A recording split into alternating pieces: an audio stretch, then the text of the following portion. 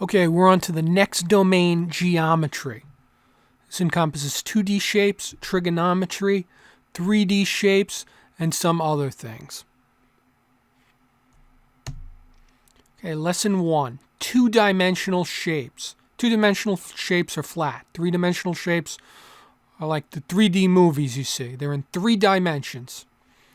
How many feet of fencing would you require to fence your yard in the shape of the rectangle shown below?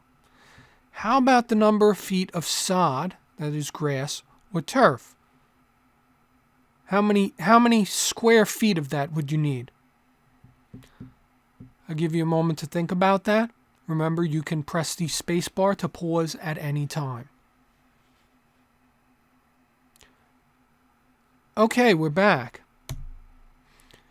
The perimeter of the shape is equal to side plus side plus side plus side for all two-dimensional shapes. Okay, so the answer is 60 feet perimeter, 200 square feet area. The way we got that for the number of feet of fencing and the number of feet of sod to put down is by using those formulas. And those formulas for area and perimeter is perimeter for a rectangle is 2 times the length plus 2 times the width. So seeing as we know that, and that opposite sides of a rectangle are going to be equal, we can fill that in and add them up. Or we could just use the formula, 2 times length plus 2 times width. And you see 10 plus 20 plus 10 plus 20, or 2 times 10 plus 2 times 20 are both equal to the same thing. Okay, perimeter equals. We can also talk about this algebraically. Now that you know algebra from the previous domain, sometimes you'll see on the exam things in terms of algebraic variables. So if we had something that said 3x and 4x, we could plug that in for the perimeter. Perimeter would be 2 times 3x plus 2 times 4x. And it would come out to 6x plus 8x equals 14x. And then for the area, we do the same thing. We know the area is length times width of a rectangle. So it would be 3x times 4x, which is 12x squared. Okay, I know that's a little different, but I want to get that out of the way now so that in case that comes up on the exam, you know about it. Okay, perimeter. Think of perimeter like a fence. That's why I used that motivation. It's the outside of a shape. If you walked around a shape or traced a line around it, that would be the perimeter.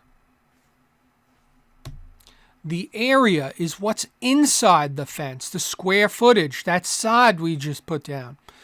It would be the part filled in on the shape below. Look inside. I got that little arrow there just to remind you. Okay, so let's figure out the perimeter and area of a square. A square is a little different than a rectangle. And we only have one side labeled here, so that maybe that gives you a hint. 10 units. Let's figure out the area and the perimeter of the square given that. I'll give you a moment to think about it by yourself. Remember, you could press spacebar to pause at any time. Okay, the perimeter of a square is equal to side times 4 or side squared.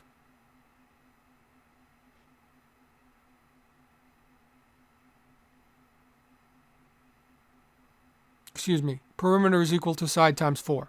Always equal to side times 4. Area is equal to side squared.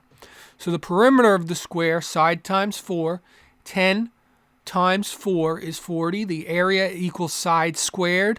10 times 10 is 100 units squared. See how I filled it in red, the other sides? So you get an idea. Remember, on a square, it's a quadrilateral. That means a 4-sided figure where all 4 sides are equal. All sides are parallel. Opposite sides are parallel. Okay? Perimeter and area of a square. Here we have it again. Side times 4. I'm going to give you another algebraic example, just because sometimes this shows up. So if 2x was given as a side, the area would be side squared, 2x times 2x, which is 4x squared. The perimeter, side times 4, 2x times 4 equals 8x. Okay, we'll pick this up next time.